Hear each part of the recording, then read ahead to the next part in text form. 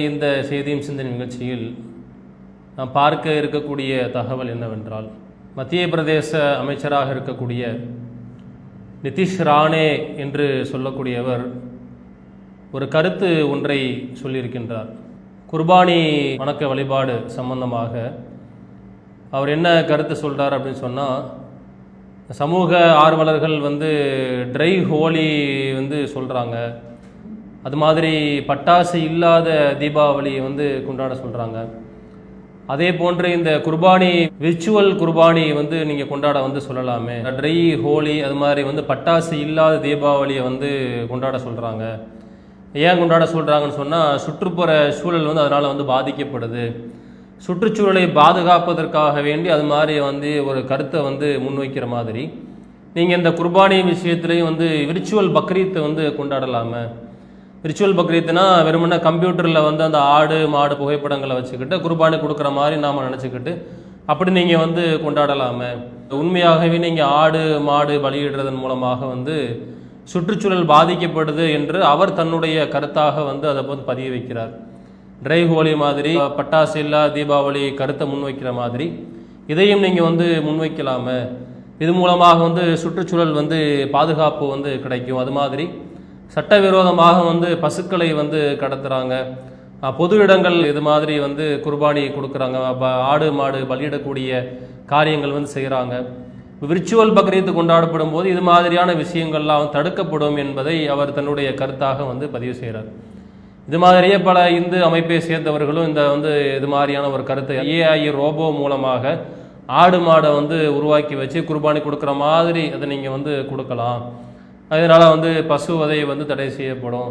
இந்த பீட்டா அமைப்பை சேர்ந்தவர்களும் இது மாதிரியான ஒரு கருத்தை முன்வைக்கிறாங்க. பொதுவாக சுற்றுச்சூழல் மாசு சம்பந்தமாக ட்ரை ஹோலி அது மாதிரி பட்டாசு இல்லாத தீபாவளி போன்ற விஷயங்களை அது மாதிரியான கருத்துக்களை முஸ்லீம்கள் தரப்பிலிருந்து வைக்கக்கூடிய விஷயம் கிடையாது. அது சமூக ஆர்வலர்கள் அது மாதிரியான விஷயங்களை சொல்கிறாங்க, அவர்களுடைய கருத்தாக சொல்கிறாங்க. இது மாதிரியாக பக்ரீத்தை நீங்கள் கொண்டாடக்கூடாது என்று ஒரு அரைவேக்காட்டுத்தனமான ஒரு கருத்தை முன்வைக்கிறத பார்க்குறோம். பொதுவாக பக்ரீத்து பொறுத்த வரைக்கும் இஸ்லாமிய மார்க்கம் சம்பந்தமான எந்த ஒரு வணக்க வழிபாடாக இருந்தாலும் சரி, அது விர்ச்சுவல் சம்பந்தமாக செய்யக்கூடிய விஷயங்கள் கிடையாது. இஸ்லாமிய மார்க்கமை பொறுத்த வரைக்கும் செயல்பாடு ரீதியாக நடைமுறை ரீதியாக செய்யப்படக்கூடிய ஒரு மார்க்கம். ஒரு செயல் இருக்கும், அந்த செயலை கண்டிப்பாக முஸ்லீமாக இருக்கக்கூடியவர் செய்ய வேண்டும். ஆனால் அந்த செயல் என்பது இறைவனோடு தொடர்பு படுத்தக்கூடிய விஷயம். இஸ்லாமிய மார்க்கம் சொல்லக்கூடிய எந்த ஒரு காரியத்தை நீங்கள் எடுத்துக்கொண்டாலும் மற்றவர்களுக்கு பாதிப்பு ஏற்படுத்தக்கூடிய அம்சம் அதில் துளி அளவு கூட இருக்காது என்பது தான் உண்மை. எந்த செயல்பாடு எடுத்துக்கிட்டாலும் சரி. ஏன்னு சொன்னால், உலகத்தை அகில உலகங்களை படைத்து பரிபாலிக்கக்கூடிய கடவுளாக இருக்கக்கூடிய அல்லாஹ் ரப்புல் ஆலமீன் மூலமாக மனிதர்களுக்கு சொல்லப்படக்கூடியது தான் இஸ்லாமிய மார்க்கத்தின் அடிப்படையிலான சட்டத்திட்டங்கள், வணக்க வழிபாடுகள் எல்லாமே. அந்த அடிப்படையில் இந்த ஆடு மாடு ஒட்டகம் இது மாதிரி பலியிடக்கூடிய அந்த குர்பானி விஷயத்தை பொறுத்த வரைக்கும் இறைவன் சொல்லியிருக்கக்கூடிய ஒரு வணக்க வழிபாடு. குர்பானி விஷயமாக அல்லாஹ் குர்ஆனில் சொல்லி காட்டும் போது கூட, ஃபைதா வஜபத் ஜுனூபுஹா, அவை தன்னுடைய விழாப்புறமாக விழுந்து விட்டால், ஃபகுலு மின்ஹா வ அத்இமுல் கானிய வல் முஅத்தர், நீங்களும் அதிலிருந்து உண்ணுங்கள், கேட்கக்கூடிய கேட்காத ஏழைகளுக்கும் நீங்கள் விநியோகம் செய்யுங்க என்று அல்லாஹ் அந்த திருமறை குர்ஆன் வசனத்தை சொல்லி காமிக்கிறான். குர்பானி கொடுப்பதற்கான சட்டத்திட்டங்கள் நிறைய வரையறுக்கப்பட்டிருக்கு.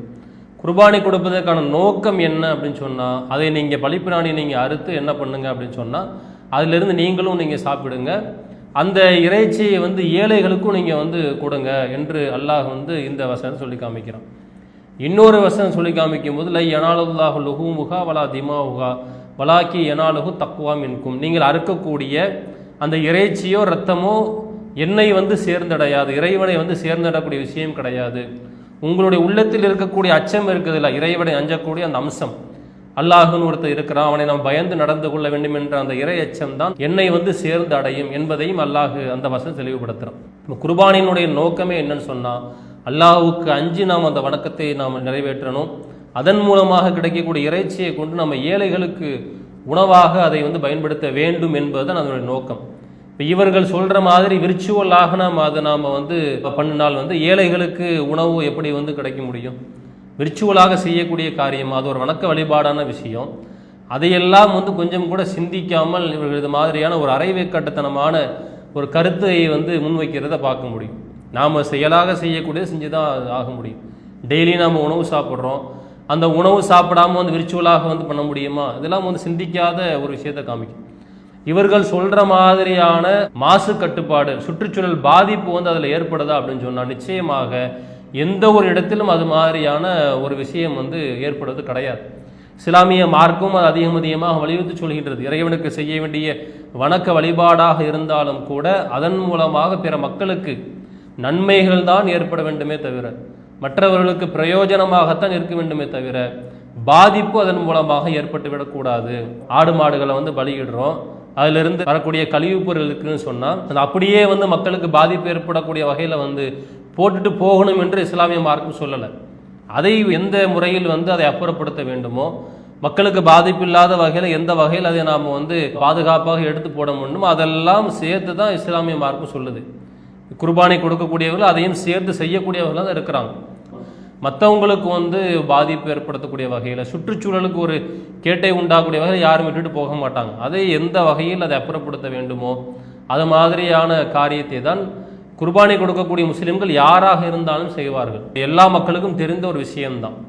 மற்ற செயல்கள் மூலமாக ஏற்படக்கூடிய பாதிப்பு மாதிரி சுற்றுச்சூழலுக்கு இந்த குர்பானி மூலமாக எந்த விதமான பாதிப்பும் ஏற்படுவது கிடையாது. இருந்தாலும் கூட இவர்களுடைய எண்ணம் என்னன்னு சொன்னால் எதையாவது ஒன்றை சொல்லிக்கொண்டே இருக்க வேண்டும். இன்னும் என்ன கருத்து சொல்லுவாங்கன்னா, அந்த அமைச்சருடைய கருத்துக்கு ஆதரவு தெரிவித்து அதை இன்னும் ஊக்குவிக்கிற விதமாக சமூக வலைதளங்களில் பேசக்கூடிய மக்கள் எடுத்து பார்த்தோன்னு சொன்னால், சிறுபான்மையினருக்கு மட்டும் ஏன் அரசாங்கம் இது மாதிரியான ஒரு விதிவிலக்கு கொடுக்குறாங்க, ஏன் சலுகை கொடுக்குறாங்க, எங்கே கொடுக்கப்படுது? சிறுபான்மையினருக்கு என்று இந்த நாட்டில் ஏதாவது சலுகை விதிவிலக்குகள் கொடுக்கப்படுதா? குர்பானி விஷயத்தில் கொடுக்கப்படுதா? எதுவும் கிடையாது. அதற்கென்று இந்த கடுமையான சட்டங்களை போட்டு ஒடுக்கக்கூடிய காரியங்கள் தான் நாட்டில் அதிகமான இடங்கள் நடக்கிறத பார்க்குறோம். அதையெல்லாம் தாண்டித்தான் இன்றைக்கு முஸ்லிம்கள் தங்களுடைய இபாதத்து விஷயத்தை, வணக்க வழிபாட்டு விஷயத்தை நிறைவேற்ற வேண்டிய ஒரு சூழல் இருக்கிறத பார்க்குறோம். உதாரணமாக ஒட்டக குர்பானி சொல்லலாம். ஒட்டகங்கள் பலி கொடுக்கக்கூடாது என்று தடை விதிக்கப்பட்டிருக்கிறது. முஸ்லிம்கள் என்ன பண்ணுறாங்க? அப்போ அது மாதிரியான சட்டங்கள்லாம், கடுமையான சட்டங்கள் போடப்படும் போது அதையெல்லாம் சகித்து கொண்டு இது மாதிரியான வணக்க வழிபாடுகளை செய்ய வேண்டிய ஒரு சூழ்நிலை முஸ்லிம்களுக்கு, சிறுபான்மையின மக்களுக்கு இந்த நாட்டில் இருக்குது. அப்படிப்பட்ட சூழ்நிலையில் சிறுபான்மையினருக்கென்றோ முஸ்லிம்களுக்கென்றோ இதற்கென்று எந்த விதமான ஒரு விதிவிலக்கும் எங்கேயும் கொடுக்கப்படவில்லை என்பதுதான் நிதர்சனமான ஒரு உண்மையாக இருக்குது. இவர்களுடைய எண்ணம் என்னன்னு சொன்னால், எதையாவது நாம் சொல்லி எதையாவது ஒன்றை நாம் தூண்டிவிட்டு இந்த வணக்க வழிபாடுகளை எல்லாம் தடுத்து நிறுத்திவிட வேண்டும் என்றுதான் அவர்களுடைய ஒரு கெட்ட ஒரு எண்ணமாக காலமாக இருந்து வருவதை நாம் பார்க்கிறோம். அதையெல்லாம் மீறி இறைவனுடைய திருப்தியை நாடி இது போன்ற வணக்க வழிபாடுகளை நாம் செஞ்சுட்டு இருக்கிறோம். இவர்கள் வைக்கக்கூடிய ஒரு வாதம் என்னன்னு சொன்னால், இது மூலமாக மற்ற மக்களுக்கு அதிகமான பாதிப்பு ஏற்படுது என்பது எந்த ஒரு இடத்திலும் அப்படிப்பட்ட ஒரு பாதிப்பு துளி அளவும் கூட ஏற்படுவது இல்லை. அது மாதிரியான ஒரு செய்தியை கூட நாம் எங்கேயுமே செய்தி ஊடகங்களில் கேள்விப்பட முடியாது. அதற்கென்று தனியாக ஒதுக்கப்பட்ட இடங்களில், பொது இடங்களில் வச்சு யாராவது அது மாதிரி பண்ணுறாங்களா? தனியாக அதற்கென்று ஒதுக்கப்பட்ட இடங்களில் பாதுகாப்பான முறையில் அதுதான் கொடுக்கப்படுது. அப்படி தான் ஒரு முஸ்லீம் இருக்க வேண்டும் என்று சொல்லக்கூடிய மார்க்கம் இஸ்லாமிய மார்க்கம். அல்லாஹ் உடைத்து சொல்லி காட்டுறாங்க, அல் முஸ்லீமும் மண் சலிமல் முஸ்லீமுன மில் லிசானிகி எதிகி. ஒரு முஸ்லீம்னா யாருன்னா, அவனால் மற்ற மக்களுக்கு தன்னுடைய நாவினாலோ கரத்தினாலோ எந்த பாதிப்பும் ஏற்படக்கூடாது. யாருடைய பேச்சிலிருந்து, யாருடைய கரத்தினுடைய செயல்பாடுகளிலிருந்து பிற மக்கள் பாதுகாப்பு பெறுகின்றார்களோ அவர்தான் முஸ்லீம் என்று நபிகள் நாயகம் சொல்லியிருக்கக்கூடிய சூழ்நிலையில் இது எப்படி மற்றவங்களுக்கு ஒரு பாதிப்பு ஏற்படுத்தக்கூடிய ஒரு காரியத்தை எப்படி ஒரு முஸ்லீம் செய்வார்? இஸ்லாமிய மார்க்கத்தை சேர்ந்த மக்கள் எப்படி மற்ற மக்களுக்கு ஒரு பாதிப்பு ஏற்படுத்துவாங்க? அப்படி ஏற்படுத்தினார்னு சொன்னால் அவர் முஸ்லீமாகவே ஆக மாட்டார் என்று அழகான தத்துவங்கள் சொல்லப்பட்டிருக்கூடிய மார்க்கத்தில் இது மாதிரியான ஒரு தவறான வாதங்கள் மூலமாக, தவறான கருத்துக்கள் மூலமாக இவர்கள் நினைக்கக்கூடியது என்னன்னு சொன்னால், பெரும்பான்மையாக இருக்கக்கூடிய மக்கள், மாற்று மத மக்கள் மத்தியில் இவர்களை பற்றி, இஸ்லாத்தை பற்றி, முஸ்லீம்களை பற்றி தவறான ஏதாவது புரிதலை ஏற்படுத்தி கொண்டே இருக்க வேண்டும் என்று அதன் மூலமாக அவர்கள் அந்த ஓட்டுக்களை மற்ற விஷயங்களை எல்லாம் அறுவடை செய்ய வேண்டும். மதம் சார்ந்த விஷயங்களை தூண்டிக்கொண்டே இருக்க வேண்டும். மதத்தை வைத்து அரசியல் செய்து கொண்டே இருக்க வேண்டும். மதச்சார்பின்மையை குழி தோண்டி புதைக்க வேண்டும் என்பதுதான் இந்த வகையராக்களுடைய எண்ணமாக நீண்ட காலமாக இருந்து வருகின்றது. பொதுவாக இருக்கக்கூடிய மக்கள் இவர்களுடைய எண்ணங்களுக்கெல்லாம் குளிதோண்டி புதைக்கக்கூடிய வகையில் அவர்களுடைய செயல்பாடுகள் இருக்க வேண்டும் என்பதையும் இந்த நிகழ்ச்சியின் மூலமாக சொல்லிக்கொண்டு முடித்துக் கொள்கின்றோம். அஸ்ஸலாமு அலைக்கும் வரஹ்மத்துல்லாஹி வபரகாத்துஹு. அல்லாஹு அக்பர், அல்லாஹு அக்பர்.